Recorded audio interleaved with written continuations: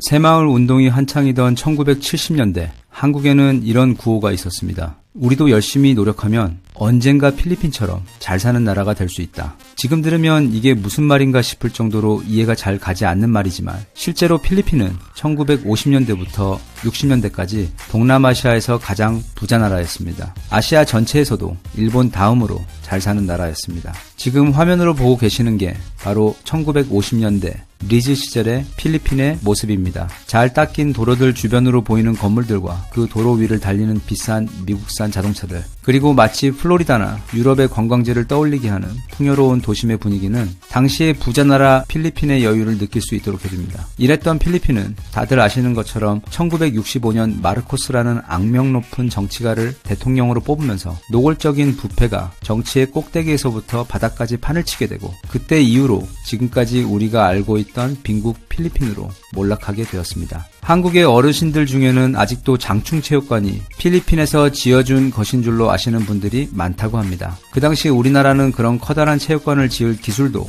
돈도 없었기에 부자 나라인 필리핀에서 가난한 한국을 위해 지어주었다는 믿음이 장충체육관 건립 초기부터 빠르게 퍼졌었는데, 그게 사실이 아님에도 불구하고 아직도 그렇게 믿고 계시는 어르신들이 많이 계시다고 합니다. 우리가 세계 최빈국으로 알고 있는 캄보디아 역시 얼마 전까지만 해도 아주 부자 나라였습니다. 상상이 잘 안 가시죠? 캄보디아는 프랑스에서 90년 동안 식민 통치를 했는데요. 프랑스의 가장 성공적인 식민지 중 한 곳이었습니다. 프랑스 사람들은 캄보디아를 너무도 마음에 들어해서 수도 프놈펜을 정성껏 파리처럼 예쁘게 꾸몄습니다. 그래서 매년 수많은 프랑스 사람들과 유럽 사람들은 캄보디아로 와 휴가를 즐겼다고 합니다. 그래서 당시 프놈펜의 별명도 바로 동양의 파리였습니다. 1960년 옆 나라 베트남에서 전쟁이 터지기 전까지는 나라의 경제 상황도 아주 좋아서 프놈펜에는 아시아에서는 드물게 대형 국제공항까지 있었습니다. 그때 주머니 사정이 넉넉했던 캄보디아의 중산층들은 특히 영화를 좋아해서 프놈펜 수도 내에만 35개의 대형 극장이 있었고, 자국 영화만 1년에 200편 이상 만들 정도였습니다. 그래서 주말이 되면 프놈펜 곳곳이 가족과 연인과 함께 영화 관람을 가려는 수많은 차들로 인해 인산인해를 이루던 그렇게 풍요로운 나라가 바로 캄보디아였습니다. 지금 설명한 필리핀과 캄보디아 외에도 동남아시아의 다른 나라들 대부분 불과 몇십 년 전까지만 해도 지금과는 비교도 할 수 없을 정도로 경제적으로 풍요롭고 문화적으로 아름다운 시절을 누렸습니다. 하지만 오늘날 동남아시아의 상황은 그때와 많이 다르죠. 실패한 국가, 미래도 희망도 없는 국가, 또는 못 사는 나라를 예로 들 때 주로 언급될 정도로 상황이 많이 나빠졌습니다. 하지만 사람의 인생도 그렇습니다. 잘 나갈 때가 있으면 또 실수로 또는 사고로 나락으로 떨어질 때가 있고, 그렇게 아무것도 되는 일이 없이 배고픔과 비참함을 겪어야 할 때가 있습니다. 하지만 또 그렇게 바닥을 치고 나면 다시 또 기회가 찾아오고 한 번 더 위로 오르고 성장하는 시기가 또 찾아옵니다. 지금 동남아시아가 딱 그렇습니다. 힘들게 바닥을 치고 이제는 맹렬차게 위로 치고 올라오는 그런 성장과 희망의 시기를 동남아시아 국가들은 지나고 있습니다. 1990년부터 2019년 사이 지난 근 30년을 돌아보았을 때 베트남의 GDP는 20배나 올랐습니다. 인도네시아는 무려 70배나 올랐습니다. 동남아 부국의 상징인 싱가포르는 세계 금융 투자가 늘며 무려 90배나 올랐고요. 동남아와 자주 비교되는 라틴 아메리카에서는 이 기간 동안 20% 이상 성장한 곳은 브라질밖에 없습니다. 특히 베트남과 인도네시아는 과거 우리가 70년대, 80년대를 거치며 이뤄낸 성장보다 더 가파른 성장세를 보이고 있습니다. 소득과 소비 그리고 투자와 함께 미래에 대한 기대가 폭발하고 있는 곳이 바로 2019년 현재의 동남아시아입니다. 지금 동남아시아는 아주 핫합니다. 동남아시아 국가들 중 잘 사는 나라들의 모임을 아세안, 즉 아시아 신흥공업국이라고 부릅니다. 모두 5개의 국가들이 있습니다. 이들 국가들은 지난 20여 년간 가파르게 성장해왔고 앞으로도 최소 30여 년간은 그 가파른 성장세가 이어질 전망입니다. 나라의 경제가 커지면 더 많은 공장과 인프라를 지어야 합니다. 그리고 물류 이동을 위한 철도와 도로도 새로 깔아야 합니다. 공항도 만들어야 하고 항만도 지어야 합니다. 도심에는 일거리가 많아질 것이기 때문에 더 많은 사람들이 도시로 몰릴 것이고,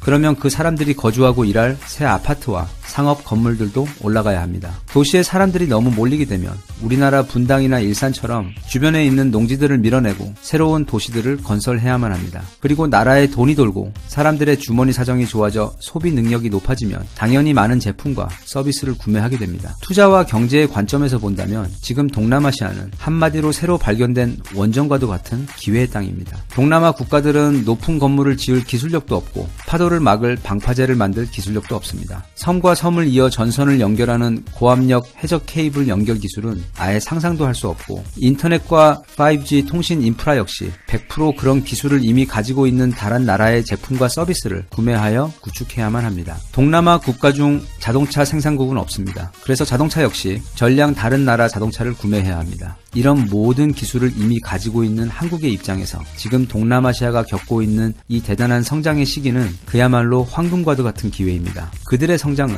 우리에게도 그대로 성장의 기회인 것입니다. 도로를 닦고 철도를 연결하며 도심 내 고층 건물들을 올리고 인터넷 통신망을 구축하는 것까지 모두 우리가 해줄 수 있으며 그건 향후 20년간 최소 약 200조 원에 해당하는 사업권입니다. 한국에서 우리가 3년 동안 전쟁을 치르는 동안 전쟁에 필요한 군수물자를 만들어 파는 것으로 패전으로 다 쓰러져 가던 일본이 불과 3년 만에 아시아 최고 부자 국가로 올라선 일을 모두 기억하실 겁니다. 지금 동남아가 그렇고 그래서 일본은 오래전부터 그 기회를 포착하고 동남아 곳곳에 거대한 빨대를 아주 깊숙이 꼽아놓고 있었습니다. 일본이 지난 30여 년 동안 동남아시아에 직간접적으로 투자한 돈은 약 600조 원에 달합니다. 한 예로 동남아시아에 가보신 분들은 잘 아시겠지만 그곳 도로에서 보이는 자동차의 약 90% 이상이 모두 일본 차입니다. 자국 자동차 브랜드가 있는 우리나라에서도 국산차의 점유율은 약 60%를 조금 넘는 수준입니다. 하지만 동남아시아에서는 토요타와 혼다와 같은 일본차가 도로의 90%를 넘게 덮고 있습니다. 섬이 많은 필리핀과 인도네시아에 가면 다리가 유독 많습니다. 어떤 건 좀 짧고 또 어떤 건 꽤 깁니다. 그런데 재미있는 건 그 다리 끝에 보면 그 나라 국기와 일본의 일장기가 함께 새겨져 있는 경우가 많습니다. 그거 다 과거에 일본이 만들어준 것들입니다. 그런 식으로 도로와 기반 시설들을 많이 만들어 주었습니다. 그렇게 해주는 대신 일본은 해당 국가에서 자동차 판매 독점권과 관세 특혜를 얻었습니다. 그렇기 때문에 동남아시아에서는 거의 일본 차밖에 보이지 않았던 것입니다. 자동차를 예로 들었지만 일본은 70년, 80년대 당시 못 사는 나라였던 동남아시아 국가들을 대상으로 많은 투자를 하며 해당 국가의 여러 부분들에 대한 독점권 내지 영향력을 장악해왔습니다. 당연히 금융도 그중 하나인데 동남아시아 국가 중 그 어느 곳도 일본의 엄청난 빚이 있지 않은 나라가 없을 정도입니다. 미국으로부터 시작된 신개념 자본주의 정책인 신자유주의는 자유로운 경쟁 개념을 기초로 합니다. 국가 간 금융의 벽을 허물어 쉽게 금융 자본이 한 나라에서 다른 나라로 투자의 형태로 침투할 수 있도록 해주는 경제 정책입니다. 말이 좋아 투자지. 금융의 달인들인 미국의 월가와 영국의 로스차일드가 같은 헤비급 금융 전문 파이터들과 90년대 한국이나 지금의 동남아 같은 갓난 아기들을 모두 한 링 안에 가둬놓고 룰 없이 자유롭게 싸워라 하는 것이 바로 신자유주의 정책입니다. 사실 금융 강대국들이 후진국들을 합법적으로 착취하기 딱 좋은 경제 정책이 바로 신자유주의이며 미국과 영국 다음으로 그걸 가장 잘 써먹고 있는 나라가 바로 일본입니다. 그렇게 못 사는 나라들은 우선 금융부터 미국과 일본 같은 강대국들에게 빼앗기게 되며 일종의 빚쟁이가 되어 나라의 모든 부분이 식민지화되는 것입니다. 다시 말하면 일본에게 있어 동남아시아는 전쟁 없이 원조라는 그럴싸한 무기를 활용해 생성된 새로운 형태의 거대한 식민지 사업장인 것입니다. 그런 사실에도 불구하고 동남아시아 사람들은 우리와는 다르게 일본에 매우 호의적입니다. 자기들 나라보다도 압도적으로 부자 나라이면서 도로도 깔아주고 건물도 올려주는 고마운 나라인 것이죠. 게다가 주변에 보이는 자동차는 모두 토요타 아니면 혼다 또는 닛산뿐이고 백화점에 가도 소니와 파나소닉과 같은 일본 제품들만 보이니 그들의 마음속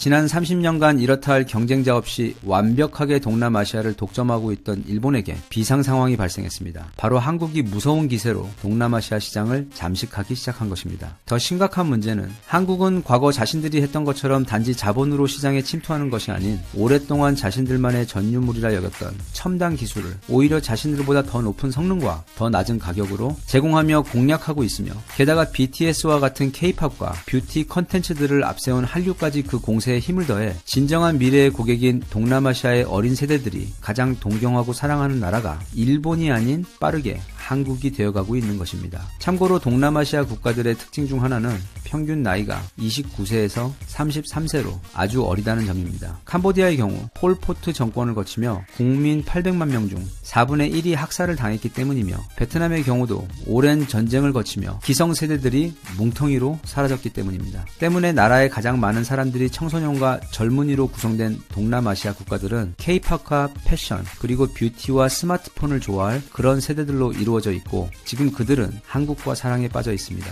동남아 시장에서 현재 일본은 빛의 속도로 한국에게 밀려나고 있는 상황입니다. 게다가 현재 우리 정부는 신남방 정책이라는 경제 전략을 통해 아주 공격적으로 동남아시아 시장을 공략하고 있어 앞으로 불과 수년 후면 한국은 일본이 지난 30여 년간 공들여 만들어 놓은 알짜 동남아 시장을, 그것도 그 수확 시기 직전에 가져올 것으로 보입니다. 베트남 같은 경우 이미 가장 선호하는 나라가 한국입니다. 베트남 사람들은 압도적으로 한국에 대해 우호적입니다. 저 같은 사람도 베트남에 가면 한국 남자 버프를 받아 꽤 인기를 끌 수 있다는 이야기를 심심찮게 들어왔습니다. 베트남의 대학교에서 가장 빨리 신설되고 또 가장 빨리 신청이 마감되는 학과도 한국어 학과라는 이야기도 자주 전해지고 있습니다. 과거에는 거의 100%에 가까울 정도로 일본 차밖에 없던 베트남에서 올해 가장 많이 팔린 승용 자동차 1위와 2위는 모두 현대차입니다. 게다가 현대차는 현지 대표 생산기업인 탕콩과 얼마 전 손을 잡았기 때문에 이 기세는 더욱 강해져 내년에는 1위부터 5위까지 모두 현대 기아차가 차지할지도 모릅니다. 현재 상황으로 볼 때 그런 예상은 전혀 무리가 아닙니다. 그리고 박항서 감독님 덕분에 현재 베트남에서 한국의 이미지는 그야말로 최고입니다. 얼마 전 베트남 현지 언론에서 조사한 인물 영향력 설문에서 박항서 감독님은 압도적인 표 차이로 베트남인들이 가장 좋아하고 믿는 사람으로 뽑혔습니다. 2위는 감독님의 제자인 베트남 대표팀 축구 선수였습니다. 삼성은 일찌감치 불안한 중국을 떠나 베트남으로 스마트폰 생산 공장을 옮겼습니다. 작년 한 해 동안 베트남에서 생산한 삼성 스마트폰 수출액은 무려 70조 원에 달합니다. 베트남 국가 전체 GDP가 260조 원입니다.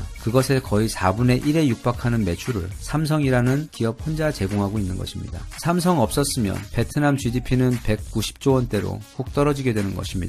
그래서 베트남에게 있어 삼성은 신이 준 선물과도 같은 아주 고마운 기업입니다. 그 어떤 일본 기업도 이것과 비슷한 경제적 도움을 그 나라에게 준 역사가 없습니다. 그래서 베트남 현지인들에게 삼성은 애플이나 구글 같은 꿈의 직장이며, 삼성이 있는 한국은 베트남 정부와 국민들에게는 국가적 롤 모델입니다. 삼성 외에도 현대와 SK, 그리고 포스코와 하나은행 같은 대기업들이 이미 베트남에 진출해 있으며 빠르게 베트남 안에서 영향력을 키우고 있습니다. 그 결과 현재 베트남 내에서 일본의 영향력은 정말 빠르게 쪼그라들고 있습니다. 베트남인 절반 이상이 삼성 갤럭시를 쓰고 있으며, 삼성과 LGTV는 과거 샤프와 소니와 같은 일본 브랜드가 90% 넘게 점유하던 시장을 벌써 60% 가까이 잠식했으며, 자동차 시장에서도 판매 상위권 브랜드가 모두 일본 브랜드에서 현대 기아로 바뀌고 있습니다. 게다가 선두 진출한 한국의 대기업들이 현지에서 사업적으로 그리고 윤리적으로 워낙 잘해주고 있어서 한국이라는 브랜드에 대한 현지 정부와 국민들의 신뢰를 상당히 높게 쌓아놓은 상태입니다. 인도네시아에서도 비슷한 상황이 벌어지고 있습니다. 인도네시아는 동남아 국가 중 가장 큰 나라이자 부자 나라입니다. 인구가 무려 2억 7천만 명이나 됩니다. 우리나라 인구의 5배가 넘습니다. 동남아 지역 전체 GDP도 혼자서 40%나 차지하고 있는 대국입니다. 그런 나라가 얼마 전 한국 정부와 세파, 즉 포괄적 경제 동반자 협정을 맺었습니다. 포괄적 경제 동반자 협정, 이거 좀 어려운 말인데요. 쉽게 설명하면 이렇습니다. 두 나라는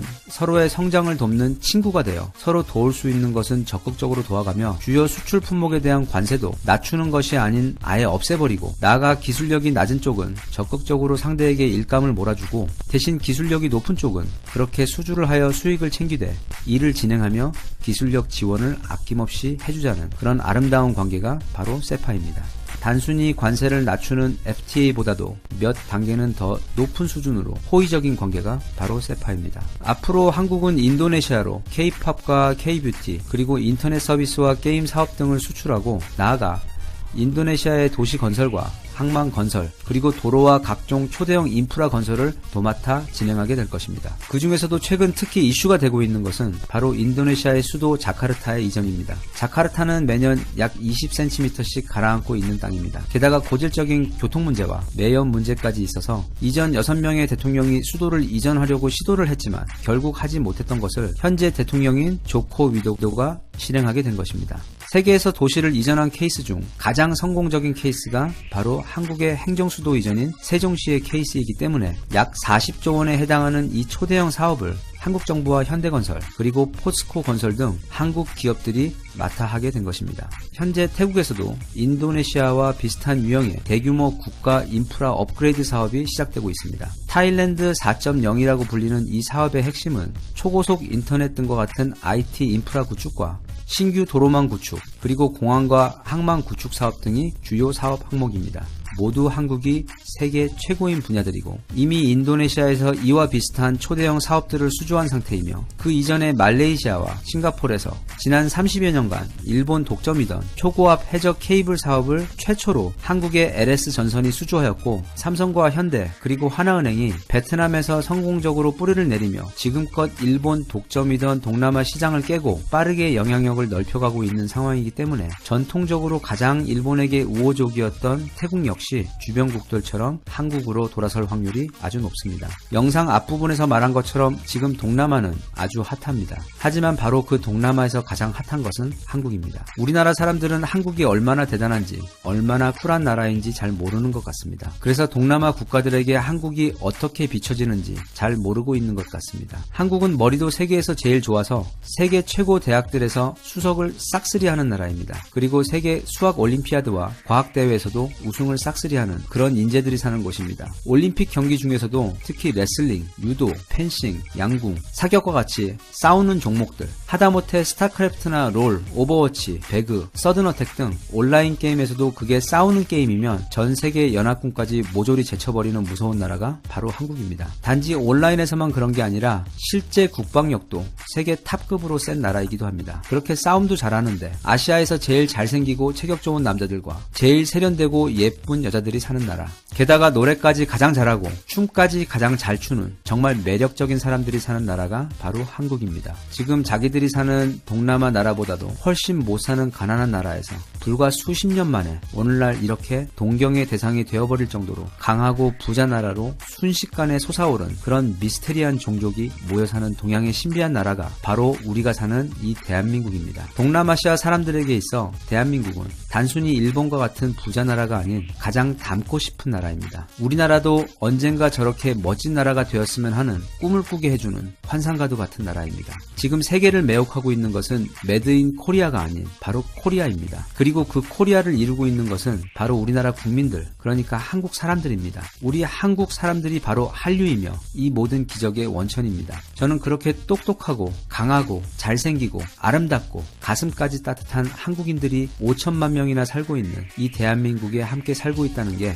너무도 자랑스럽고 행복합니다. 이 영상을 보시는 모든 분들께서도 지금 자신이 밟고 서 있는 이 땅이 얼마나 대단한 곳인지, 자기 주변에 있는 한국인들이 다른 나라 사람들이 보기엔 얼마나 미스테리할 정도로 뛰어나고 쿨하고 멋진 민족인지 아시고 저처럼 자부심과 행복을 느꼈으면 좋겠습니다. 대한민국 만세. 감사합니다.